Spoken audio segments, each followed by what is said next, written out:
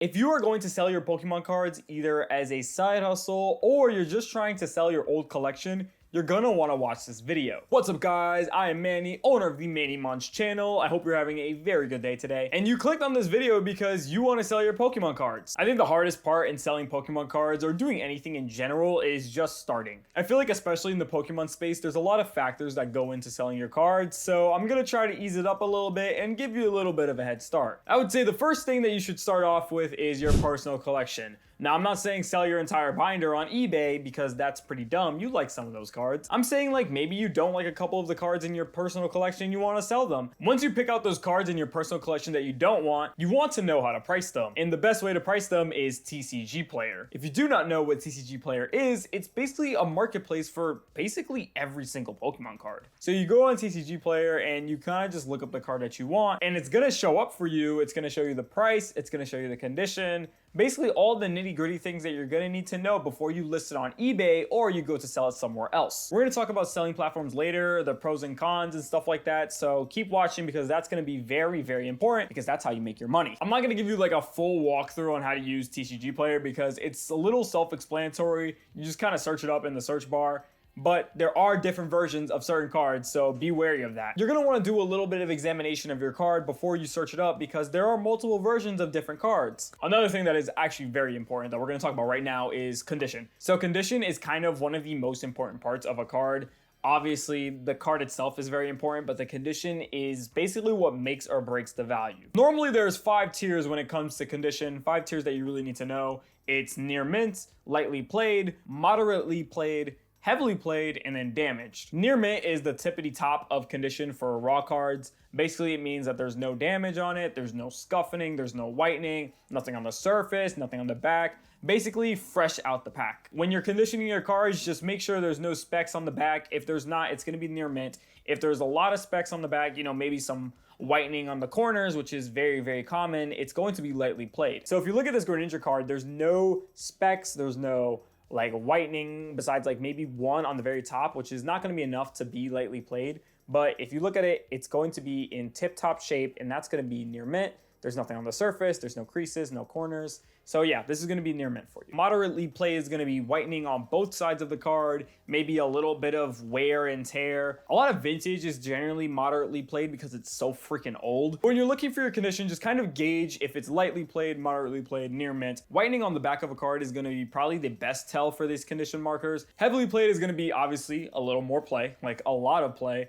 I would say a good example of this, I'll actually show you an example of a heavily played card right now. So like this Dark Dragonite card is going to be considered heavily played. If you look at the back, there's a bunch of like whitening. And then if you look at the front, there's a little bit of like wear and tear right here, you know, maybe some on the top, a little bit on the corners, basically all around play on this card, which is going to consider it heavily played. And then we have damaged, which is exactly what it means. Damage means the card has like a bite taken out of it. There's bends, you know, stuff that is like kind of unsavable for the card. So for example, this Charizard, if you look at the back, holy smokeronies, someone put this in a book and smashed it 1,000 times. I'm gonna actually take it out the sleeve to really show you this. Dude, this card is absolutely destroyed. So yeah, this is pretty bad. So this would be considered damage and it's gonna go for a lot less. This actually segues very good into our next segment, which we're gonna talk about how to protect your cards. I'm gonna talk about this very briefly because I think people know how to protect their cards if they're in this space long enough. Obviously sleeves are very important, but some people don't do this, but top loaders as well for the very, very expensive cards. If you don't know what a top loader is, it's this little casing right here around the sleeve. I don't know if you can see it on the camera. Hold on. Let's take the card out. It's this like plastic casing and this is going to protect your cards from like maybe like drops, you know, maybe falls, stuff like that. It's very, very useful and I would use this for my more expensive stuff. And then what you get after that is you get a top loader binder, which holds top loaders. I think that's pretty obvious. If you do not sleeve your cards, they run the risk of like getting dings, getting whitening, you know, stuff that you don't want. You want to keep your stuff in pristine condition for the future if you try to sell it. There's definitely more videos on YouTube. I'll link them down below on other like more in-depth videos on how to condition check your cards. But that was kind of like scratching the surface. That was the very basic everything you need to know. So you did all of that. You condition checked. They're in protection. You know, everything's all good. Now we got to list them. Now listing is the important part. because you want to know what you're selling. I would say when I started listing Pokemon cards on eBay, I kind of compared it to other sellers. So I looked at what other sellers were doing and I kind of wanted to replicate that, and you can do the same thing here. Basically just look at a seller, look at how they picture their cards, and kind of just copy that with your own. You don't need much, you don't need a professionally grade camera because people kind of know already what you're selling if you list the description. I would say all you need is your phone, eBay, a room, and a flat surface to put your card on, and you're ready to rock and roll. This is just with eBay, but a lot of other platforms do this as well. eBay is going to take a cut when you sell, so you're not gonna get your full gross payment. You're gonna get, you're gonna get a little bit less. It's not gonna be a crazy amount. I think it's like 13%. So just be aware of that when you go to sell your cards and you get shocked that you don't get your full $100. You'll probably get like 80 or like 85. It's not a big amount, but just like be aware of it. So when you're taking pictures of your cards to sell them, always do front and back. You can also take pictures of every single corner just to show like the corner whitening and the centering and stuff. Some people care about that when they go to buy cards. Me personally, I don't really care. I just want to see the condition. But make sure you take it out the sleeve, you do front, you do back, and you're pretty much ready to rock and roll. And then as for your title, like your actual listing, make sure you have the card name, you have the set number, maybe put the condition in the title as well. I feel like that's pretty relevant. eBay is actually very smart with what they do with listings. So it'll kind of walk you through the process. And when you put in the title, it'll actually match it up with another listing sometimes on eBay mobile. So you can pretty much have everything fill out for you if you just kind of put in like the name and stuff. So let's say you don't want to sell on eBay. And honestly, I don't blame you. eBay cuts are kind of crazy. Obviously, the best person to sell to is me at MannyMonsTCG on Instagram. But that was a really shameless plug. I'm sorry. I'm really sorry. Fair warning. Some of these platforms do require you to have a little bit of an online presence. What I'm talking about specifically is Whatnot. If you know Whatnot, Whatnot is online auctions. It's an easy way to get fast cash, but you kind of already need a well-established platform already. So if you're not already pretty big in the card space, or like you're not like an influencer or anything, I would stay away from Whatnot. I made the huge mistake of starting to sell on Whatnot. So I started to sell most of my cards on Whatnot, and that was a huge mistake. I would have saved myself the hassle if I just listed it on eBay instead of doing it on Whatnot.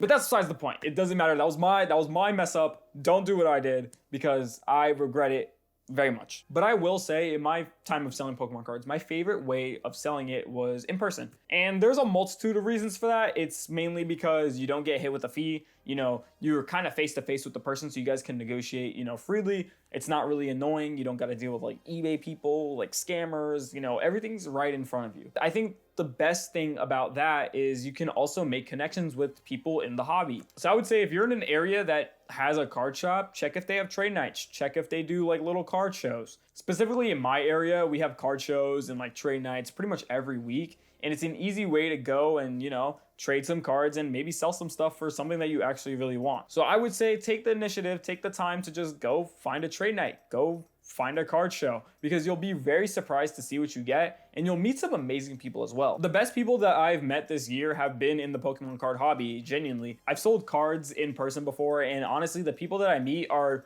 honestly a lot more worth it than the transaction that we're making. You make friends and it's kind of fun. I will say just be wary if you're doing that. Facebook Marketplace is an in-person selling platform and it can be a little dicey at times. So just always do your due diligence and be careful when you're selling. There are other stuff like you can do like Drip, you can do like, other marketplaces, but the main ones that you're going to want to do when you're just trying to like sell your cards is like eBay, Facebook Marketplace, and in person. I'm going to talk about this briefly, but there is one thing you need to know is graded cards. So I didn't talk about this in the condition part. I don't know why I didn't. That was kind of stupid. But if your cards are super, super minty, like I'm talking like top of the line, clean, I would set them aside for grading.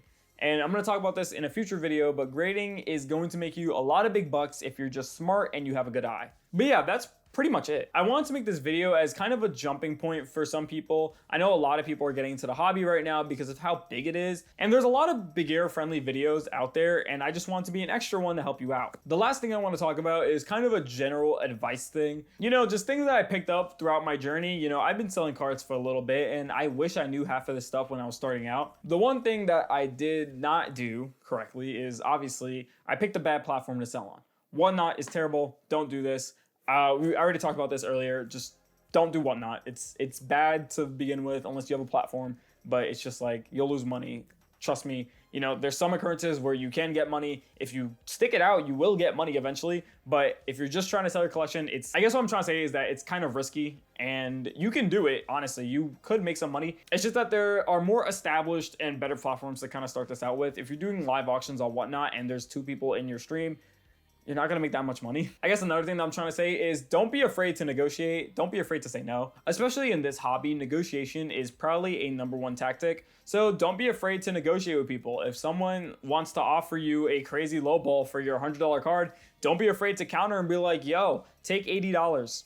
You know, it's really simple as that. People in this hobby are going to be happy to talk and negotiate with you. Because if they want a card that you have and you're selling the card, you kind of have leverage here. So when negotiating with people, don't be afraid to shoot a counter offer. You don't need to say yes to the very first thing. You know what I mean? I guess another thing is just kind of know what you're selling.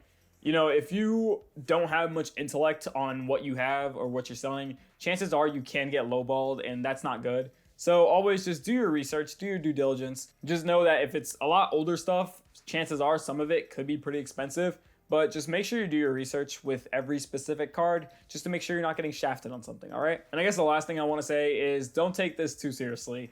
Pokemon cards are a hobby. You're meant to have fun. So if you're, really stressing out about this, I would say just take a step back and just breathe a little bit, because at the end of the day, it is Pokemon cards. I'm gonna keep going as I get more experience. I want this to be the most beginner friendly as possible, and I hope with this first video that you kind of picked up a couple things.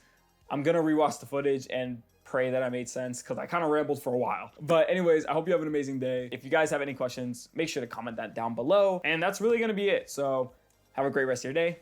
Peace.